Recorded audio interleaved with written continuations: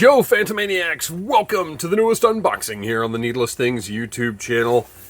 Today, the day has come where Super 7's G.I. Joe Ultimates Wave 2 have arrived, and I'm opening them up so we can check them out and see if they are as awesome, unbelievable, and expectation-defying as the first wave of G.I. Joe Ultimates, which I loved and did not realize just how much I would love them until I finally had them in hand.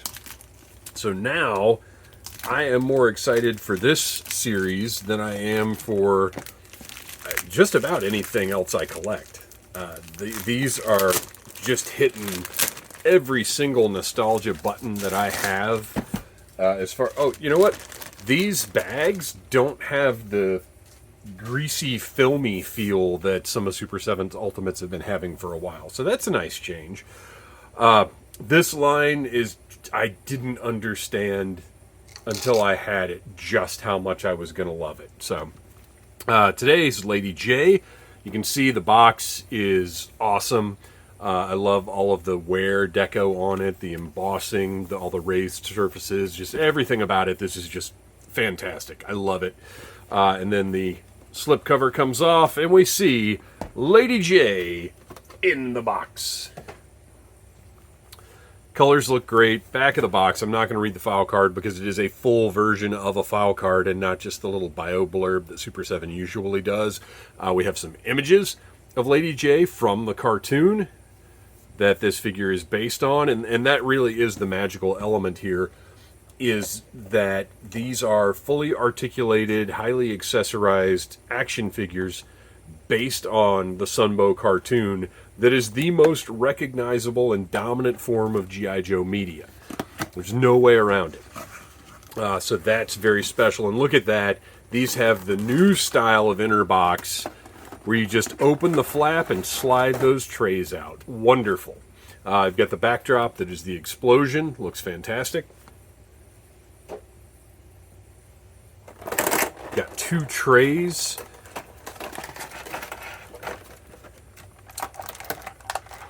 Tape got a little mangled there, apparently. That should be securing those. I don't know why I put my little cutter away. Alright, there we go. Sorry, I'm a little mumbly today. I just produced a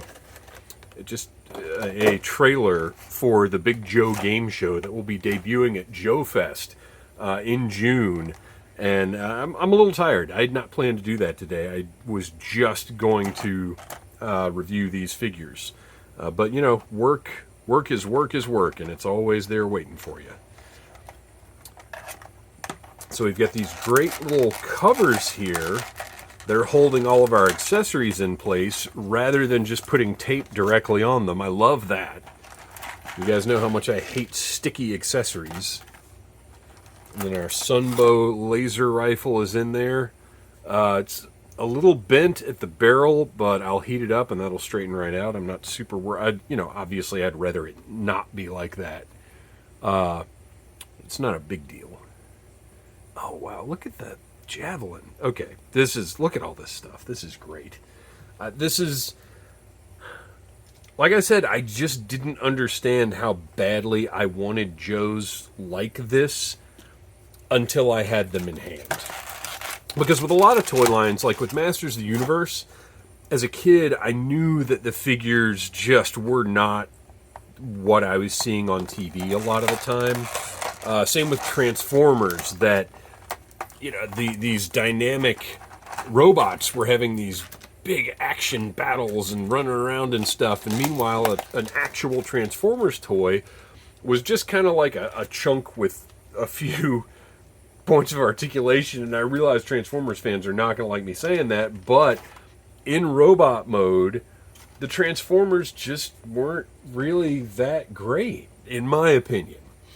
But with G.I. Joe, the figures in general were close enough that I never really thought about how different they were from the animation. It just didn't, I don't know. I didn't really think about it. But now, having these in hand, I realize, my gosh, these are the models that I most, and while I love the comic, these are the models that I most closely associate with the nostalgia that I have for these characters.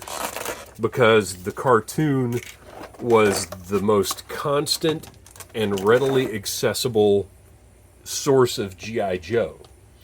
So that's just how it was. I mean, that cartoon was the big thing. So seeing them in full action figure form in 3D, like, it really is special for me.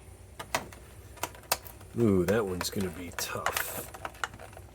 I'm going to rip a fingernail out trying to get that thing. Okay. Oh my gosh, get out of there, would you? What a struggle. Okay, I'm going to throw these stupid plastic tabs that I hate. I hate these things.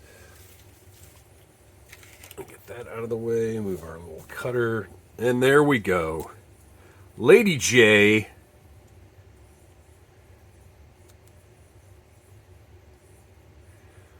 So, one of the big points of contention that a lot of people online seem to have about Super 7's Ultimates is the gloss or the finish or whatever you might call it on the figures. Like right now, I can look at this and you can see that her neck is... So her forearms are flesh-colored... her forearms are flesh-colored plastic. Her neck and her elbows are painted. And her face, or her head rather, is flesh-colored plastic. I mean, I can tell. I don't care. It's not a massive enough difference for me to really think anything of. And maybe that's not exactly what people are talking about, but I do know that the finish has been a point of contention. And I think this looks perfectly fine to me. Acceptable. No problems at all. All right. So her torso is a little loose. Now, is she going to have trouble holding poses? No, she is not.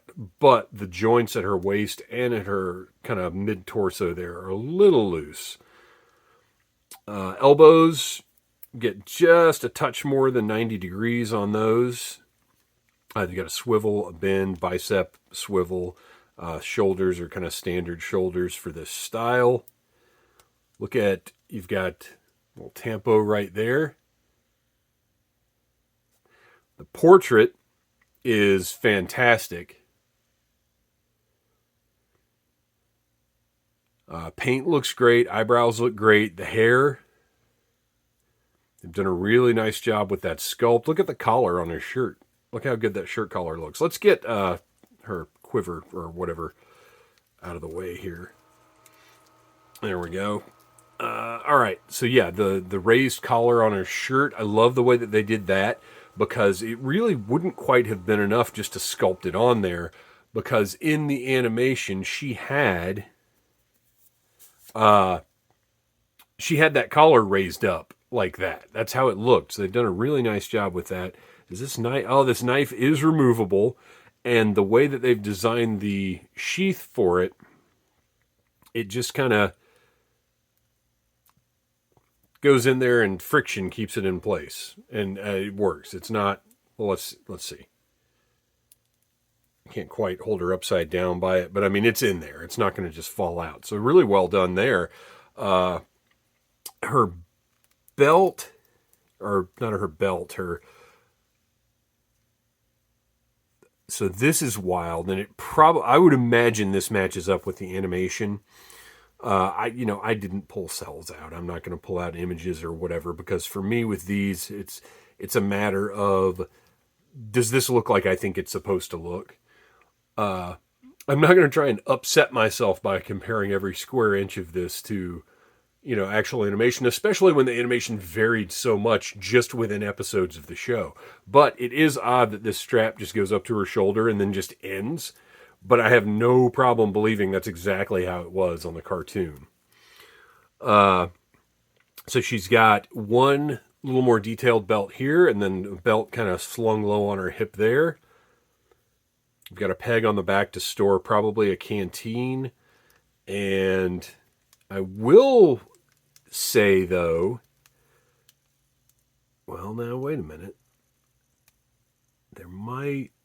No, okay. So the male figures that I reviewed so far, my reviews for the first 4 figures are up here on the channel. You can go check those out.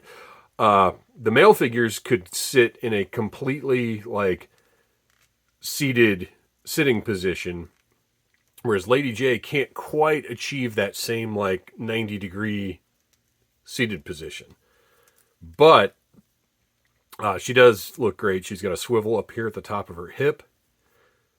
No swivel around the knee, which is interesting.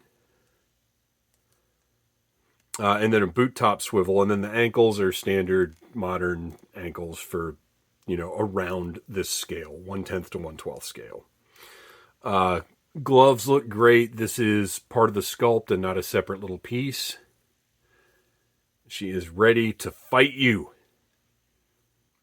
Whether you're Cobra or just some punk making trouble. Looks great. Portrait is great. The sculpting all looks fantastic. The colors are, this is what the animation looked like. Very, very happy with this figure. Man, I love that collar. That's so cool. Okay, so let's take a look at Lady Jaye's accessories. We have one alternate head that is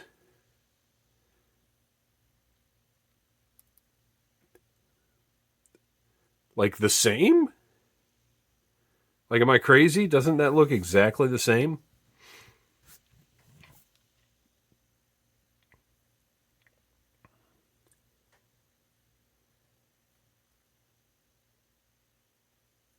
Huh. What is... Those are so similar.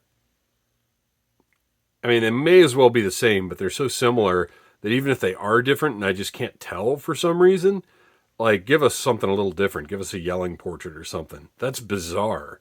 I don't know what to make of that.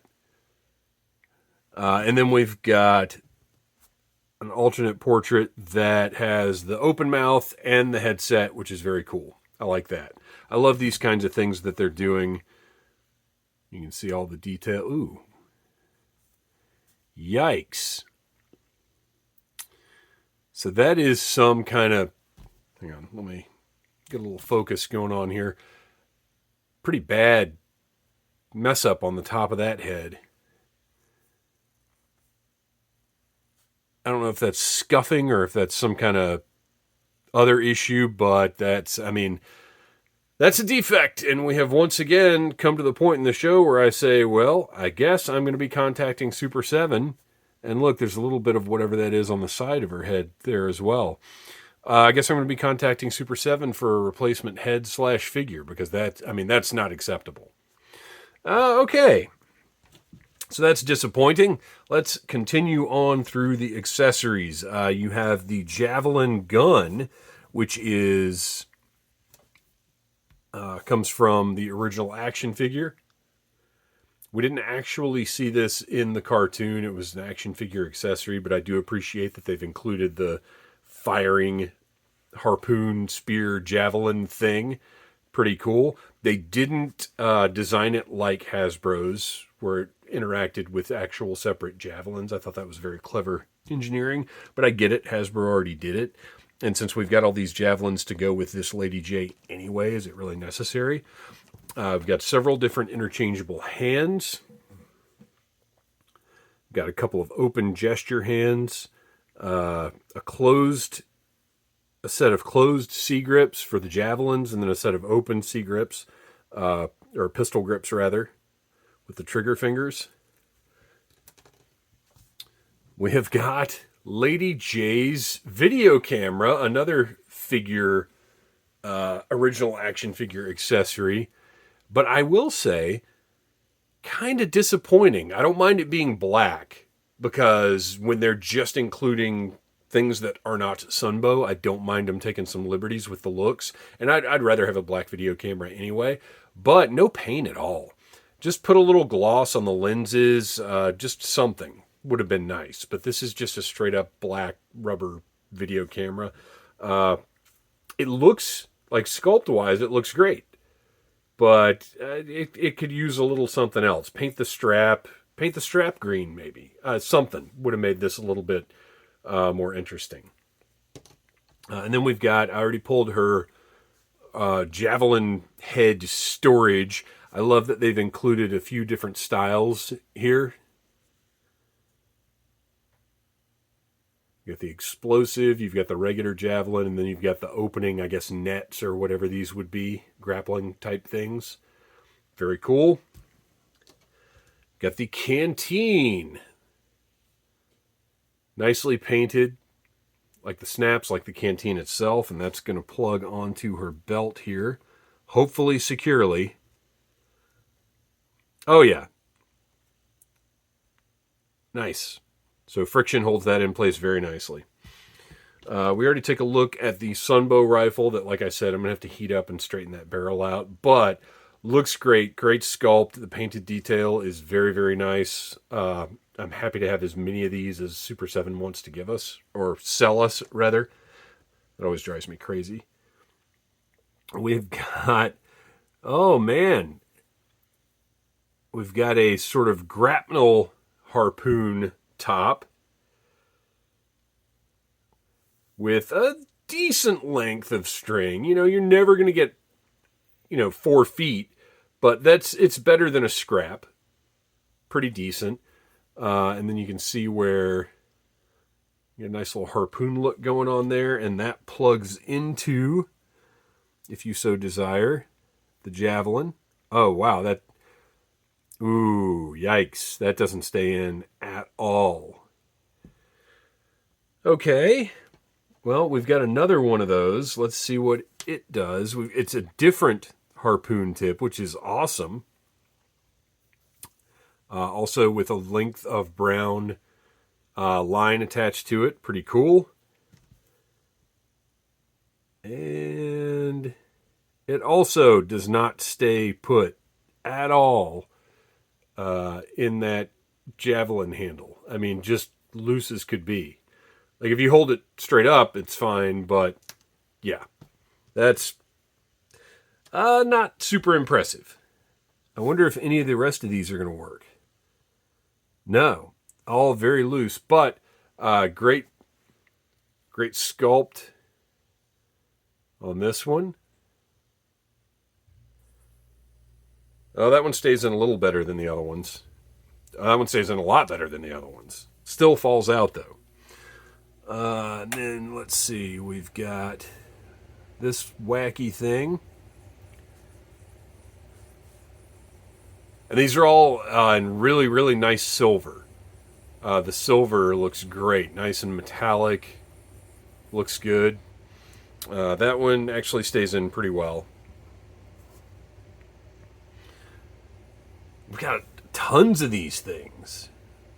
Now this one is a little bent, so that should actually stay in pretty nicely.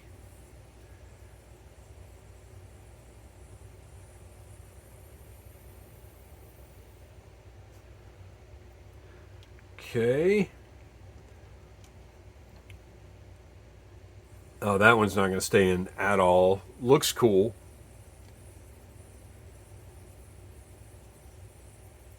But unfortunately, very, very loose.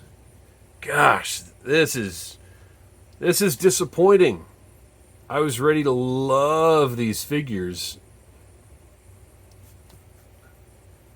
And we're kind of back to a place where Super 7 seems to have, this one stays in a little bit. Super 7 seems to have overlooked some things here. Yeah, that one's also very loose. These are all great spearheads, harpoon tips, whatever, javelin tips. Spear, harpoon, javelin, whatever you want to call it. And then finally, my favorite one that is also a little bent, so it can probably stay in fairly well. Yeah. You've got a, like, flamethrower looking one. Almost like Chitara's staff. Nice translucent flame on that. Looks great. That one's going to stay in well because the end is bent, which maybe I'll bend the ends of each of them and try that. But if I'm going to end up sending this back anyway, maybe I won't bother.